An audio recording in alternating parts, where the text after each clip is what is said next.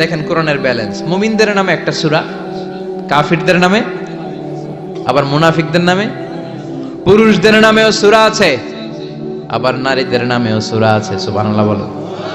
মানুষের নামেও সূরা আছে, জিনদের নামেও সূরা আছে। চিল্লায় পড়েন আল্লাহু আকবার। তো তারই ধারাবাহিকতায় আল কোরআন আল কারীমের 23তম সূরা সূরাতুল মুমিনুন থেকে আজকে আমরা কথা শুনবো। পড়েন ইনশাআল্লাহ। এই সূরাতে আল্লাহ তাআলা মুমিনদের 7টা গুণের কথা বলেছে। কয়টা? 7টা। মাত্র কয়টা? এই 7টা গুণ যদি কোনো মুমিন ধারণ করতে পারে নিজের মধ্যে, বাবা মারা গেলে ছেলে যেমনি বাবার সম্পত্তির ওয়ারিস হয়ে যায়, ওই ব্যক্তিগুলো জান্নাতের ওয়ারিস হয়ে যাবে। সূরাতুল মুমিনুন এটা নাজিলের একটা প্রেক্ষাপট আছে, ব্যাকগ্রাউন্ড। আমরা বলি শানে নুজুল বা সাবাবে নুজুল। কখন নাজিল হলো? এটা মাক্কি যুগের মাঝামাঝি সময়ে নাজিল হয়েছে। বিশ্বনবীর জীবনে 2টা পর্ব, 2টা ইনিংস, একটা মাক্কি ইনিংস আর একটা মাদানী ইনিংস। ইনিংস বুঝেন তো, ছেলে পেলে ক্রিকেট খেলে খুব, ইনিংস বললে সহজে বোঝে। একটা মাক্কি ইনিংস আর একটা মাদানী ইনিংস। এটা মাক্কি ইনিংসের মাঝামাঝি সময়ে নাজিল হয়েছে।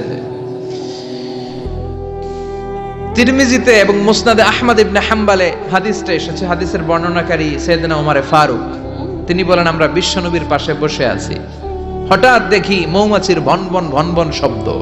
ডানে বায়ে আমরা মৌমাছি খুঁজতে লাগলাম, কিন্তু খুঁজে দেখি কোনো মৌমাছি নাই। সুবহানাল্লাহ পড়েন। ওমর ফারুক বর্ণনা করেন, সুনানে তিরমিজির হাদিস, মুসনাদে আহমদ ইবনে হাম্বলের হাদিস। ওমর ফারুক বলেন, সাহাবাদের সাথে বিশ্বনবী একদিন বসা ছিলেন, আমরা হঠাৎ করে মৌমাছির আওয়াজ শুনতে পেলাম। ডানে বায়ে সামনে পেছনে খুঁজে দেখি কোথাও কোনো মৌমাছি নাই। আমার আর বুঝতে দেরি হলো না, তাহলে এটা মৌমাছি না, বিশ্বনবীর উপরে কোরআনের আয়াত নাজিল করছে কে? বিশ্বনবীর কাছে 7টা প্রক্রিয়ায় কোরআনের আয়াত নাজিল হতো। আমরা এই যে একটা কিতাবের ভেতরে কোরআন পেয়ে গেছি, কি সুন্দর 30 পারা। বিশ্বনবীর কাছে কি আল্লাহ তাআলা এইভাবে একটা কোরআন হাতে তুলে দিছিল? কথা কর। 23 বছরের লম্বা ডিউরেশনে, 23 বছরের লম্বা সময়ে, নাজমান নাজমান ইয়ানি কালিলান কালিলান, অল্প অল্প করে, হাসবা হাওয়াইজিল বাশার, মানব জাতির প্রয়োজন অনুসারে, কোনদিন 1 আয়াত, কোনদিন 10 আয়াত, কোনদিন 5 আয়াত, এভাবে করে করে 23 বছরের লম্বা জিন্দেগিতে আল্লাহ পুরো কোরআনটা বিশ্বনবীর উপর নাজিল করেছে। বিশ্বনবীর কাছে এই যে কোরআন নাজিল হতো, এগুলোর অনেকগুলো প্রক্রিয়া আছে। সহিহ হাদিসে এসেছে অনেকগুলো প্রক্রিয়া পাওয়া যায়। 1 নাম্বার প্রক্রিয়া, মিসলা সালসালাতিল জারাস, ঘন্টার ধ্বনির মতো বিশ্বনবীর কাছে কোরআন পাঠাতো কে? ঘন্টা চিনেন না? এদিকে হাই স্কুল আছে লক্ষ্মীপুরে, আছে? এই হাই স্কুলে বা প্রাইমারি স্কুলে ছুটির সময় দপ্তরি ঘন্টা বাজায় না? ঘন্টা বাজালে কি হয়? আওয়াজ হয়।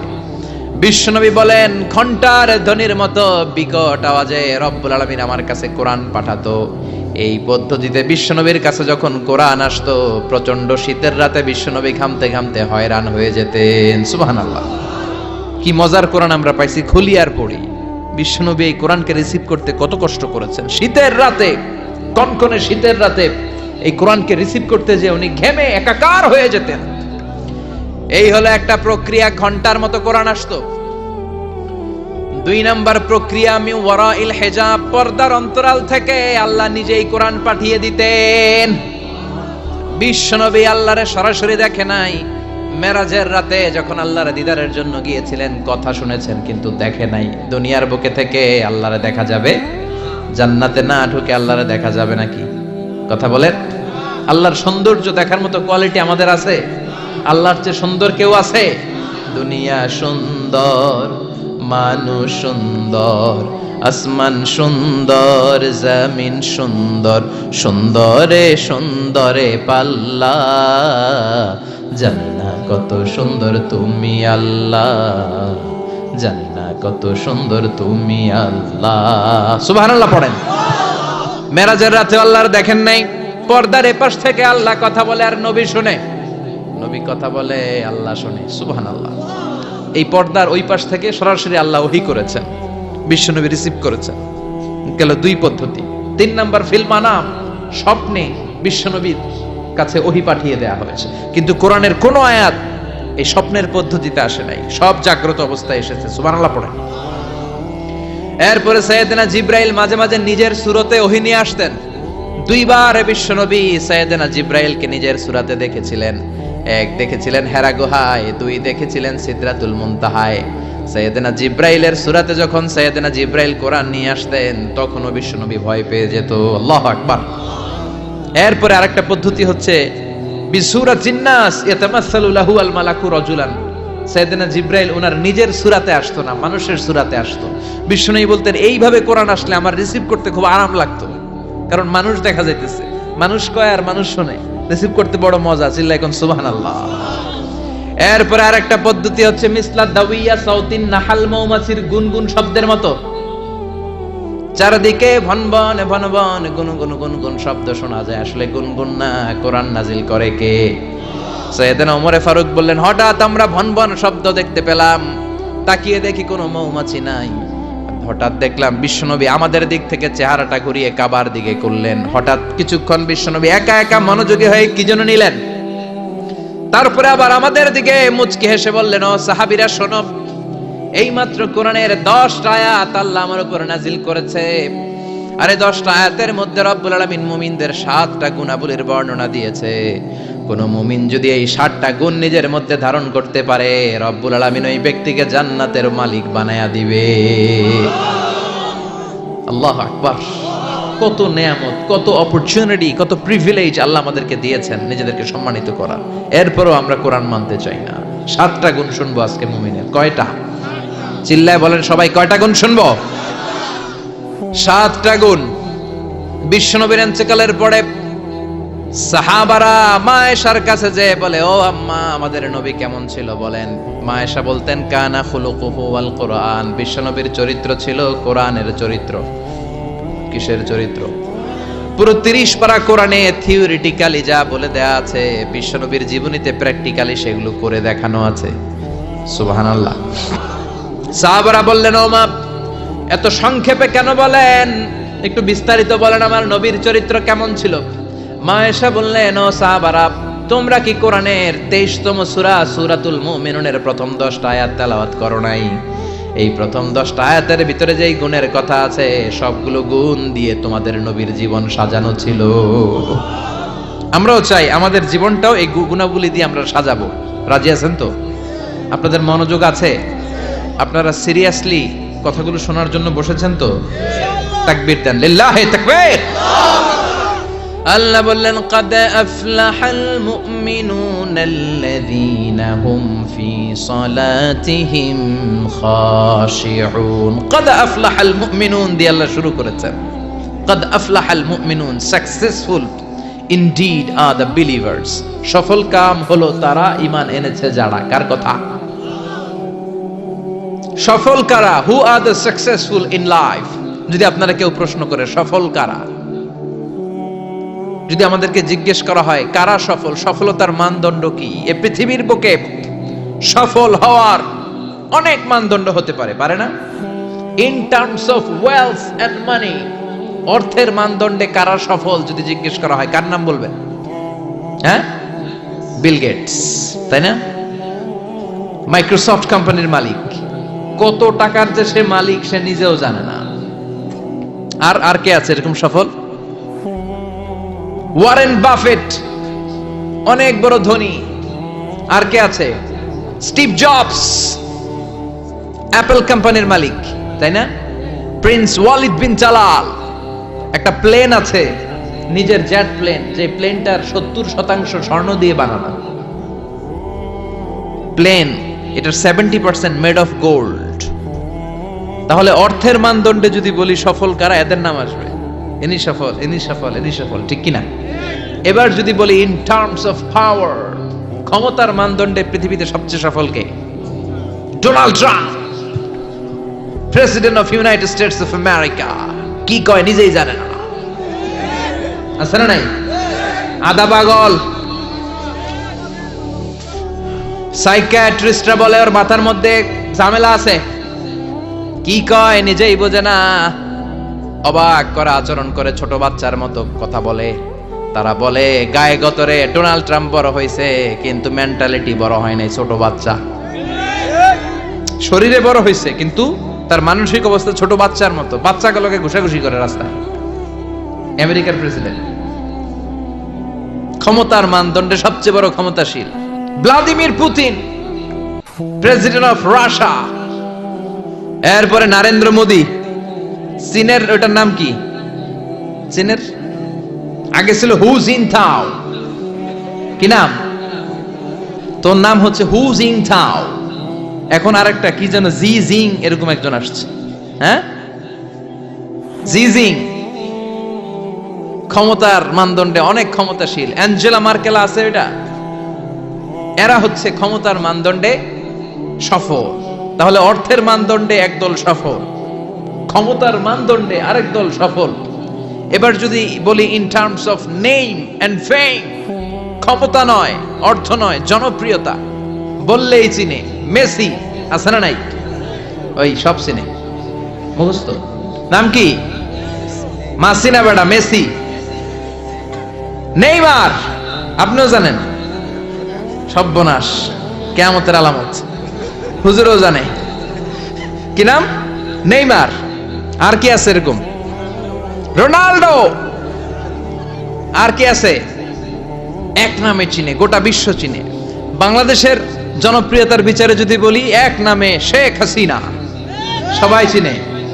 হ্যাঁ, খালেদা জিয়া এক নামে চিনে, মাশরাফি বিন মুর্তজা এক নামে চিনে। এখন আর একটা আছে হিরো আলম, আছে না নাই? In terms of name and fame. Allama Delwar Hossain Sayeedi এক নামে 17 কোটি বাংলাদেশের মানুষ চিনে। চিল্লায় বলো ঠিক কিনা? এটা হচ্ছে in terms of name and fame, খ্যাতি, যশ, জনপ্রিয়তা। তার মানে দুনিয়ার বুকে অর্থের মানদণ্ডে কিছু লোক সফল, আবার ক্ষমতার মানদণ্ডে কিছু লোক দুনিয়ার বুকে সফল, আবার জনপ্রিয়তার মানদণ্ডে কিছু নাম বললেই সবাই চিনে। অমিতাভ বচ্চন, শাহরুখ খান, আমির খান, সালমান খান, খয়ার খান, আছে না নাই? তো অর্থের মানদণ্ডে কেউ সেরা সফল, ক্ষমতার মানদণ্ডে কেউ সফল, জনপ্রিয়তার মানদণ্ডে সফল। আল্লাহ বলে আমার কাছে এগুলা মানদণ্ড না। আল্লাহ বলে ক্ষমতা আমার কাছে মানদণ্ড না সফল হওয়ার, অর্থ আমার কাছে সফলতার মানদণ্ড না, জনপ্রিয়তাও আমার কাছে সফলতার মানদণ্ড না। আমার কাছে সফলতার মানদণ্ড হলো ঈমান। আল্লাহর কাছে সফলতার মানদণ্ড কি? দুনিয়াতে আপনার টাকা আছে, ক্ষমতা আছে, আপনি বের হলে সামনে গাড়ি, পেছনে গাড়ি, সামনে পুলিশ, পেছনে পুলিশ, সামনে বডিগার্ড, পেছনে বডিগার্ড, কিন্তু আল্লাহর কাছে এই ক্ষমতার 4 আনা দাম নাও থাকতে পারে। চিল্লায় এখন ঠিক কিনা?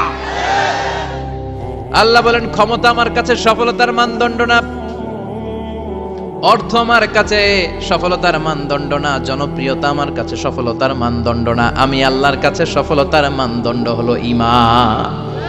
আল্লাহর কাছে সফলতার মানদণ্ড কি?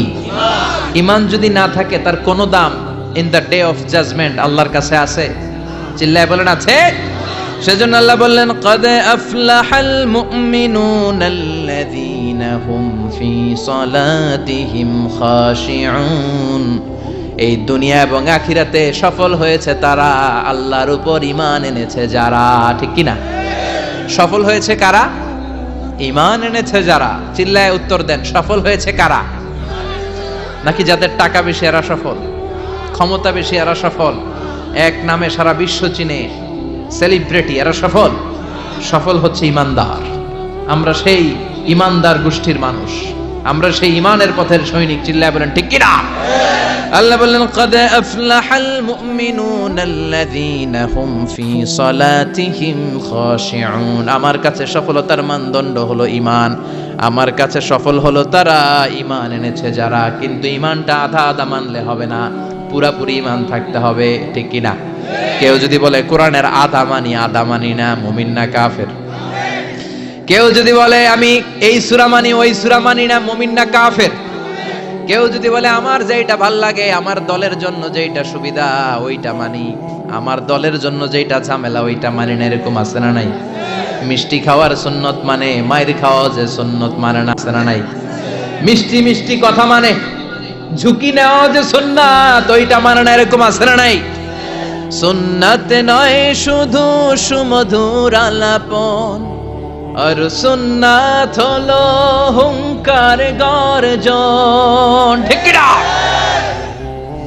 সুন্নাত শুধু নয় নির্জন ধ্যানে যাওয়া, আর সুন্নাত হলো পাথরের আঘাত খাওয়া। মুহাব্বতে তার সুদিনের সাথী তুমি, দুর্দিনেও তার পাশে থাকো কি। আরো কিছু সুন্নাত আছে তুমি জানো কি, জানলেও জীবনে কখনো তা মানো কি। সুন্নাত নয় শুধু দাওয়াতের মেহমান, সুন্নাত নয় শুধু খাওয়া শেষে মধুপান।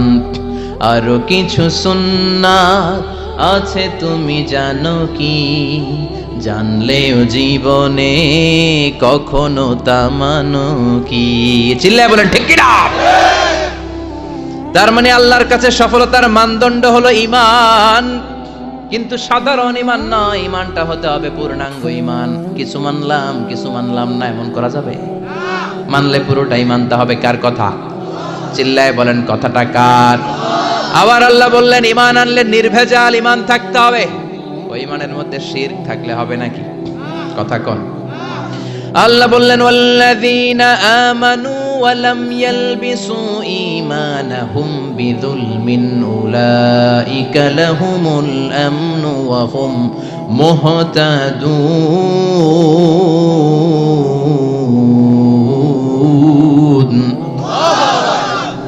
ঈমান আনার পরে ঈমানের সাথে যদি শিরকে তোমরা না মিলাও, তখন তোমাদের ঈমানটা নির্ভেজাল ঈমান হবে। তখন দুনিয়ার জীবনে তোমাদেরকে নিরাপত্তা দিবে কে?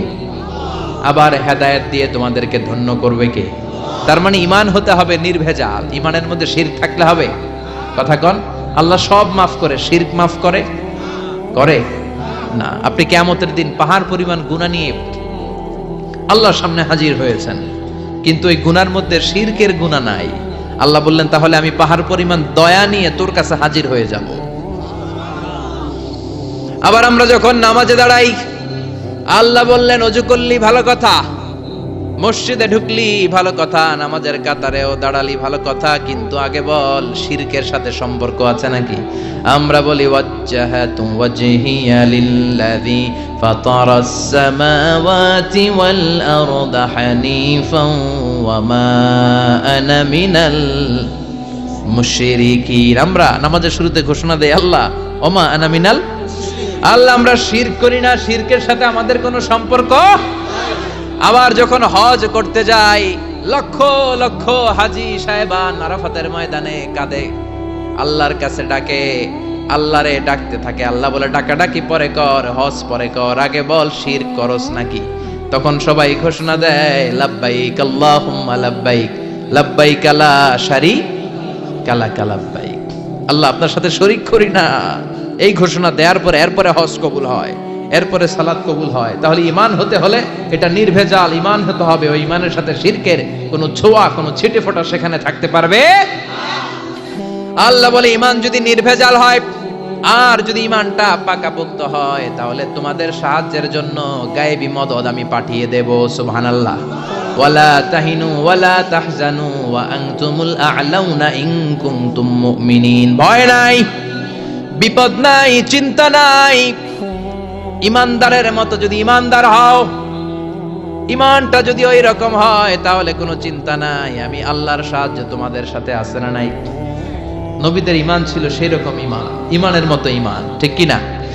নবী মুসার মতো ঈমান হলে রাস্তা হবে সাগর জলে। নবী ইউসুফের মতো ঈমান হলে একে একে দরজা খোলে। নবী ইব্রাহিমের মতন ঈমান যদি আজও থাকে বিদ্যমান, অগ্নিকুণ্ডে দেখতে পাবে খুবসুরত এক ফুলবাগান। সুবহানাল্লাহ পড়েন। এজন্য ঈমানের মতো ঈমান হলে সাহায্য পাঠাবে কে? আল্লাহ বললেন ওয়ালা তাহিনু ওয়ালা তাহজানু ওয়া আনতুমুল আ'লাউনা ইন কুনতুম মুমিনিন, ভয় পেও না, চিন্তা করো না, আল্লাহর সাহায্য আছে না নাই? বিপদ যত বেশি আসে, পরীক্ষা যত বেশি আসে, বিজয়ের পতাকা পতপত করে উড়ার সময়টা কাছে আসতে থাকে, ঠিক কি না? আকাশে যখন ঘুটঘুটে বেশি অন্ধকার দেখা যায়, প্রচন্ড অন্ধকারে যখন আকাশ একেবারে ছেয়ে যায়, রাত্রি যখন গভীর হয়ে যায়, সুবহে সাদিকের আলো আসার সময়টা কাছে আসতে থাকে, ঠিক কি না? গর্ভবতী নারীর পেটের প্রসব বেদনা যত বেড়ে যায়, নতুন মেহমান দুনিয়াতে আসার সময় ঘনাতে থাকে, তেমনি ইমানদারের উপর আযাব গজব অত্যাচার যত বাড়তে থাকে, ইসলামের বিজয়ের সময়টাও কাছে আসতে থাকে। এজন্য ঈমান হতে হবে ইমানদারের মতো, ঈমান হতে হবে পাক্কা ঈমান। চিল্লায় বলেন ঠিক কি না? সে আল্লাহ বললেন قد أفلح المؤمنون الذين هم في صلاتهم خاشعون. Successful indeed the believers. সফল হলো তারা ঈমান এনেছে যারা। কার কথা? চিল্লায় বলেন। জিমায় পড়ছেন? কষ্ট হচ্ছে? সফল হলো তারা ঈমান এনেছে যারা। তবে শুধু ঈমানদার বলে হাত তুললেই হবে না, 7টা গুণ সেই ঈমানদারের ভেতরে থাকার দরকার আছে না নাই? 1 নাম্বার গুণ আমরা শুরু করছি, কানগুলো খরগোশের মতো খাড়া করে শুনেন। শুনতেছেন? আল্লাহ বললেন আল্লাযীনা হুম ফি সালাতিহিম খাশিউন। ঈমানদারেরা যখন নামাজের মুসল্লায় দাঁড়ায়, দিন দুনিয়ার হুঁশ তাদের থাকে না, তাদের অন্তরটা চলে যায় আল্লাহর আরশের দিকে, ঠিক কি না? বিশ্বনবী বলতেন আনতা আবুদাল্লাহ কান্নাকা তারাহু, এমন ভাবে নামাজ পড়ো যেন তুমি আল্লাহরে দেখছো। ফাইন লাম তাকুন তারাহু ফাইন্নাহু ইয়ারাক, এটা যদি মনে করতে কষ্ট হয়, অন্তত এটা ভাবো যে আল্লাহ তোমায় দেখছে, ঠিক কি না? নামাজে যখন দাঁড়াবেন ভাববেন আমি আল্লাহরে দেখতেছি। এটা ভাবা অনেক কঠিন, এটা জানার জন্য লোকেরা পারে না। যদি না পারেন তাহলে অন্তত এটা ভাবেন যে আল্লাহ আপনারে দেখতেছে, আল্লাহ ইজ ওয়াচিং মি, আল্লাহ আমাকে দেখছে।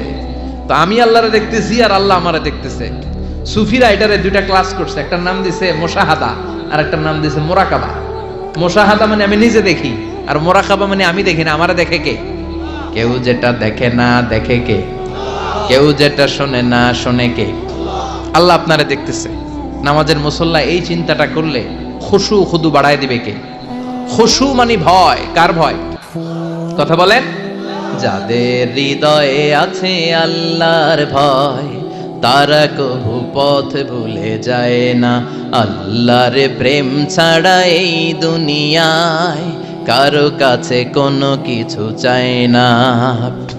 রাতের আধারে যারা সেজদাতে রয়, দু চোখের শ্রুতে নদী যেন বয়। রাতের আধারে যারা সেজদাতে রয়, দু চোখের শ্রুতে নদী যেন বয়। ছলনার হাতছানি যতই আসুক, পেছনে ফিরেও সে তাকায় না। যাদের হৃদয়ে আছে আল্লাহর ভয়, তারা কবু পথ ভুলে যায় না। আল্লাহর প্রেম ছাড়া এই দুনিয়ায় কারো কাছে কোনো কিছু চায় না, কারো কাছে কোনো কিছু চায় না, ঠিক কি না? খুশু মানে আল্লাহর ভয়। আল্লাহর ভয় নিয়ে যদি কেউ মুসল্লার মধ্যে নামাজের জন্য দাঁড়ায়, তার মন ডানে বায়ে কোনো দিকে যেতে পারে নাকি? কথা বলেন। তার নজরটা থাকবে তার সিজদার দিকে। বান্দা যখন সিজদা থেকে নজর ডানে নেয়, আল্লাহ বলে বান্দা ফিরে আয়। আবার যখন বাম দিকে নজর করে, আল্লাহ ডাক দিয়ে বলে আকবিল ইয়া ইবাদি, আকবিল, ফিরে আয়। আবার যখন উপরের দিকে তাকায় বলে ফিরে আয়। এরকম আছে না নাই? নামাজও পড়ে এমনি, নামাজও পড়ে আবার এমনি চায়, নামাজও পড়ে আবার ঘড়ির দিকে চায়, আছে না নাই? না, আল্লাহ বলে আকবিল, বান্দা ফিরে আয়, ফিরে আয়, তাকাবি তো সেজদার দিকে। 3বার নজর ডানে বায়ে যখন ঘোরানো হলো, 3বারও যখন নজর ফিরায় না, আল্লাহ তখন ডেকে বলে লা হাজাত লি লা সলাতিক, এই নামাজের কোনো দরকার আমার নাই।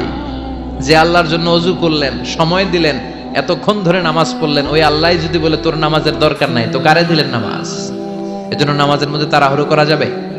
খুশু খুদু, খুশু মানে আল্লাহর ভয়। নামাজে যখন দাঁড়াবেন শুধু নিজেরই মুসল্লি বানাবেন না, মনটারেও মুসল্লি বানাবেন। আমরা শুধু নিজেরা নামাজি হই, মনটারে নামাজি বানাই না।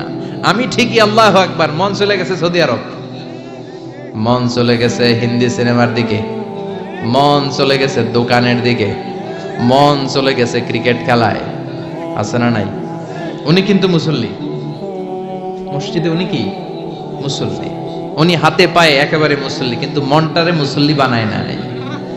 এজন্য মনটারেও নামাজি বানাতে হবে। আমরা বলি মনটারে কাজ দেন, মনটারে কখনো অলস বসে থাকতে দেয়া যায় না। আপনিও মুসল্লি হবেন, মনটারেও মুসল্লি বানাতে হবে, তা না হলে মন ডানে বায়ে ঘুরবে। মনের আরবি হচ্ছে কলব। কলব মানে যেটা নাড়াচাড়া করে, এটা এখন এদিকে, পরে ঢাকায়, এরপরে সৌদি আরব, এরপরে আমেরিকা। এটার পাসপোর্টও লাগে না, ভিসাও লাগে না, এটা খালি দৌড়ায়, ঠিক কিনা? এজন্য মনটারে নামাজি বানানোর দরকার আছে না নাই?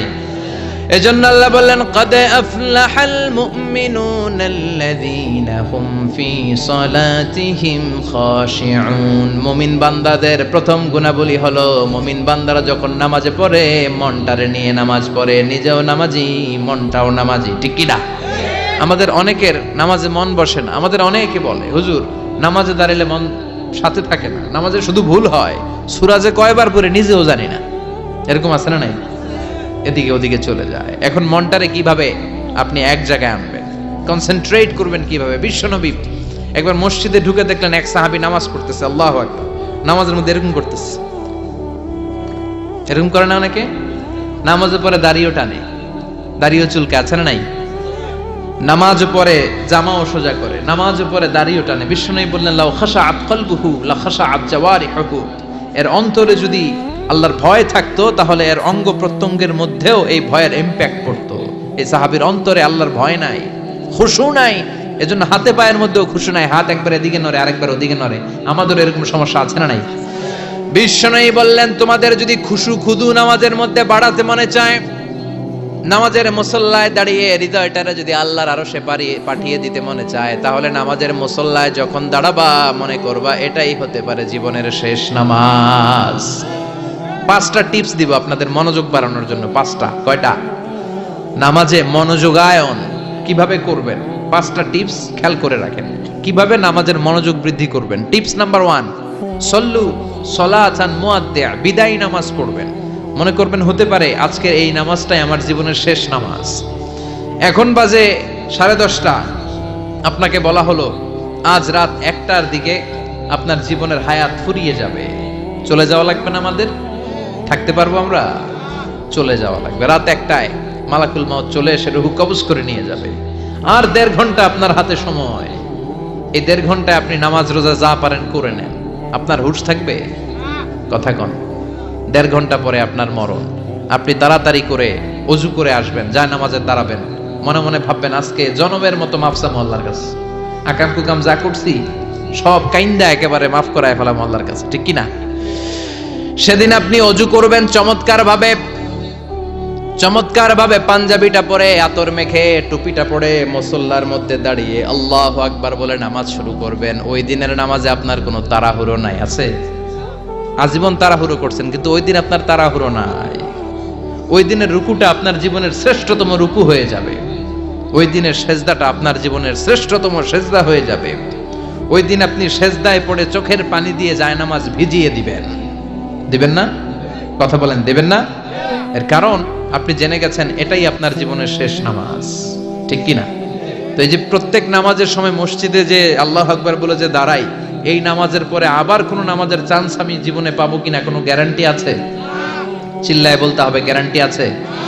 আরো 30 মিনিট আমরা সবাই বেঁচে থাকবো, গ্যারান্টি? আরো 10 মিনিট বাঁচবো, গ্যারান্টি? শ্বাস যেটা ভিতরে নিলাম ফেলতে পারবো, কোনো গ্যারান্টি আছে? তাহলে প্রতিটা নামাজের সময় আমরা এই কথাটা ভাবি না কেন যে হতে পারে এই নামাজটাই আমার জীবনের শেষ নামাজ, হতে পারে আজকের এই সেজদাটা আমার জীবনের শেষ সেজদা। চিল্লায় বলেন ঠিক কিনা? বিশ্বনবী শিখায় দিলেন মনোযোগায়নের প্রথম পদ্ধতি। নামাজে মনোযোগ থাকে না, মনোযোগ যদি বাড়াতে চাও ভাবো এটাই হতে পারে জীবনের শেষ নামাজ। সল্লু সালাতান মুআদ্দিয়া, পারফর্ম দ্য সালাহ as if this is your last and final prayer. এমন ভাবে নামাজ পড়ো মনে করো এটাই হতে পারে জীবনের শেষ নামাজ।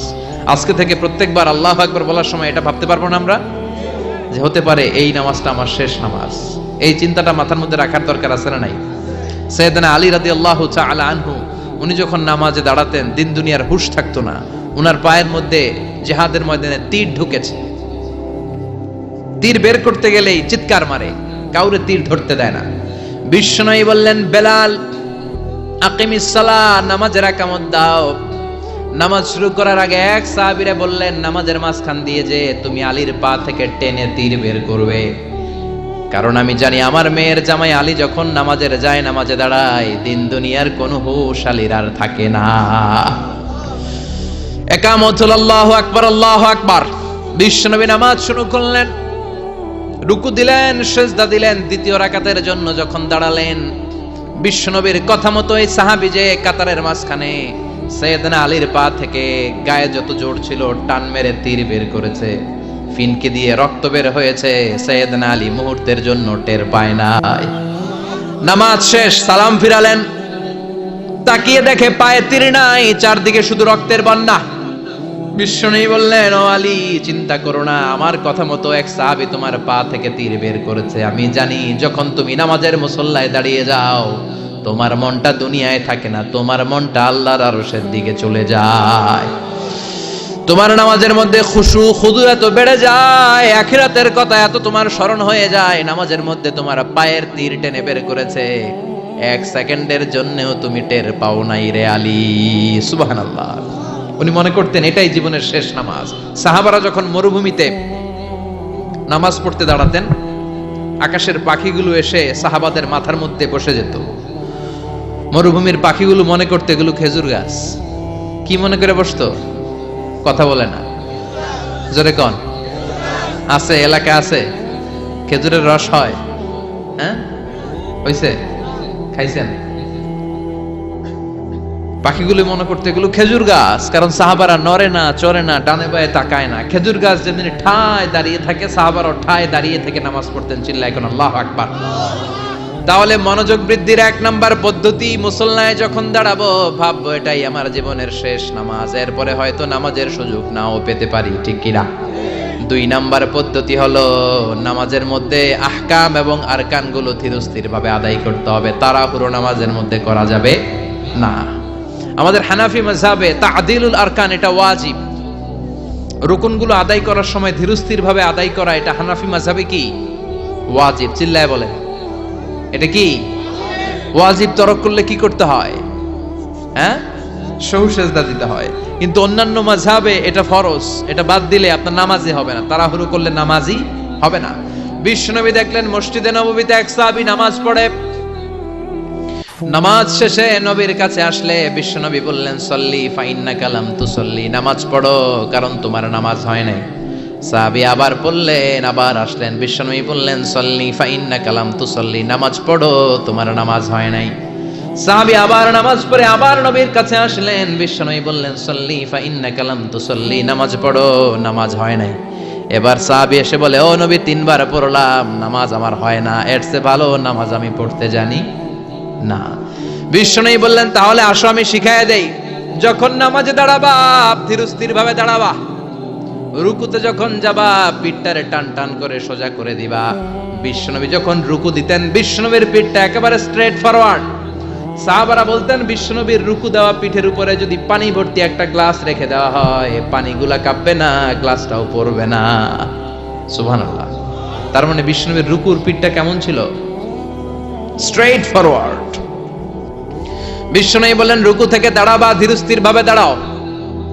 আবার সেজদায় গেলে ধীরস্থির ভাবে যাও। আমাদের দেশে অনেকে রুকু থেকে কোন রকম মাথাটা তুলে আবার সেজদায় দৌড় মারে, আছে না নাই? লক্ষ্মীপুরে নাই, এদিকেও আছে। দুই সেজদার মাঝখানে ধীরস্থির ভাবে বসা হচ্ছে ওয়াজিব। অনেকে এক সেজদা থেকে কোন রকম মাথাটা একটু উপরের দিকে উঠিয়ে আরেক সেজদায় মুরগির মতো ঠোকর মারে, এরকম তো এদিকে নাই না? আবার অনেকে ইমাম সাহেবের আগে দৌড় মারে, আছে না নাই? ইমাম সাহেব সামি আল্লাহু লিমান হামিদা বলে দাঁড়াইছে, ওনার আর সহ্য হয় না, উনি আগে সেজদা দিবে, কিন্তু ইমামের আগেও যাইতে পারে না, মাঝখানে যাই হ্যাং হয়ে থাকে, আছে না নাই? মোবাইল মাঝে মাঝে হ্যাং হয় না, মানে সামনেও যায় না পিছনেও যায় না। তো ওনারাও ইমামের আগে সেজদায় যাবে, তো ইমাম যাইতে পারে না, উনিও যেতে পারে না, মাঝ অবস্থায় যায় কি হয়? হ্যাং। হ্যাং হইবেন আপনারা? হ্যাং হওয়া যাবে না। তাহলে মনোযোগ বাড়ানোর 2 নাম্বার পদ্ধতি হচ্ছে কি করবেন? ধীরস্থির ভাবে। There is no rushing in সালাহ, there is no hastiness in সালাহ। নামাজের মধ্যে কোনো তাড়াহুড়ো নাই। তাড়াহুড়ো করলে এটা নামাজ হয় না। এমনকি নামাজের দিকে বিশ্বনবী তাড়াহুড়ো করে যেতেও নিষেধ করেছেন। ইদা উকিমাতিস সালাহ, নামাজ যখন শুরু হয়ে যাবে ধীরস্থির ভাবে যাবেন, তাড়াহুড়ো করে যাওয়া যাবে না। 3 নাম্বার পদ্ধতি, জামাতে পড়বেন। তাহলে মনোযোগ বাড়ায় দিবে কে? বিশ্বনবী বলেন সালাতুল জামাআত আফদলু সালাতাল ফাজরি বি 27 দারাজা। একা একা নামাজ পড়লে যতটুকু সওয়াব হয়, জামাতে নামাজ পড়লে 27 গুণ বেশি সওয়াব হয়। জামাতে পড়ার দরকার আছে না? জামাতে পড়লে আর মনোযোগ এদিক সেদিক যায় না। সবাই আল্লাহু আকবার, আমি আল্লাহু আকবার, সবাই আসসালামু আলাইকুম ওয়া রাহমাতুল্লাহ, আমি আসসালামু আলাইকুম ওয়া রাহমাতুল্লাহ। মন আমার এদিক সেদিক যাওয়ার সুযোগ আছে? কম, ঠিক কি না? 4 নাম্বার, নামাজে যা বলেন অর্থ বোঝার চেষ্টা করেন। আমরা সালাতে যেটা বলি এটার অর্থ বুঝি না। আমরা প্রতিদিন বলি আলহামদুলিল্লাহি রাব্বিল আর রহমানির মালিকি, আবার বলি সামি আল্লাহু লিমান হামিদা, কি কইলাম বুঝি নাই। সুবহান রাব্বিয়াল আলা মানে কি জানি না। আত-তাহিয়াত লিল্লাহি ওয়াস সালাওয়াত ওয়াত তাইয়্যিবাত অর্থ কি জানি না। এজন্য সালাতে যা বলেন এটা বুঝে বুঝে বলার চেষ্টা করেন। অ্যাট লিস্ট সালাতে যেটা আপনি পড়েন এটার অর্থটা শিখার চেষ্টা করেন। তাহলে বললে হৃদয়ের মধ্যে টাচ লাগবে, অন্তরে দরদ লাগবে, চিৎকার করে বলেন ঠিক কি না। 5 নাম্বার পদ্ধতি, নামাজের মধ্যে যে সুন্নাত গুলো আছে সুন্নাত গুলো আদায় করবেন। তাহলে নামাজের মধ্যে মনোযোগ বাড়ায়া দিবে কে? হাত তোলা সুন্নাত তোলেন। রফউল ইয়াদাইন যদি করেন, অভ্যাস যদি থাকে, বারবার হাত তোলা তুলেন, প্রতিবার তুললে 10টা করে সওয়াব। আমিন বলবেন, যে মসজিদে জোরে জোরে বলেন, আস্তে তো আস্তে বলেন, কিন্তু বইলেন, বলার দরকার আছে না নাই?